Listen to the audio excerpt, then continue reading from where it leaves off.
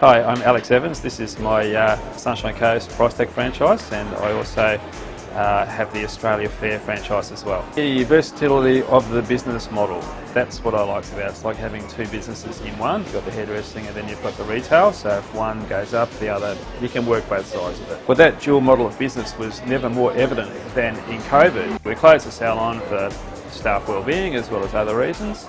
And the retail side of the business kept kicking on, and so even though the shopping centre was virtually empty, we were still getting customers coming in to see us and buy retail products. Positives of franchising are the fact that you do have a lot of resources at head office, and they look after all of your marketing. You've got IT personnel there, and you've got a lot of people working within that business that can solve a lot of the problems that you really don't want to deal with at an individual level. It's a phone call away when you get stuck with perhaps a computer glitch or ordering problems or whatever that is. They will take care of that for you at the head office level, which is handy. I'm not a hairdresser. In my previous occupations, I have been a medical scientist, and I still work in education as a high school teacher. One of the things that I look at is that we need to have the products on the shelf all the time.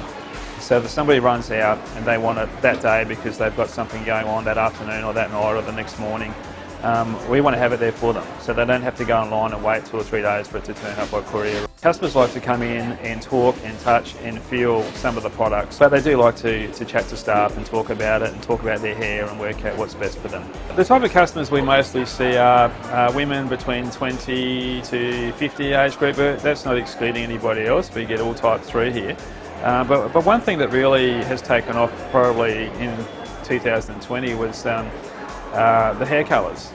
So when people locked up during COVID, they sort of wanted to get on their social media sites and do crazy things with their hair and change the colour and have hair colour parties and whatnot. So we did sell a lot of colour during that period, and I think that's what it was people playing around with social media on their digital platforms and changing their image. When I'm not at Price Attack, you'll find me doing numerous things. I might be at my other job at work, I could be at the beach, exercising, running, things like that. You could find me just enjoying the coastal lifestyle. Why invest in price tag salons? I guess the question is, well, it all depends on what your personal investment strategies are. I've tried shares, well, we all own shares in superannuation.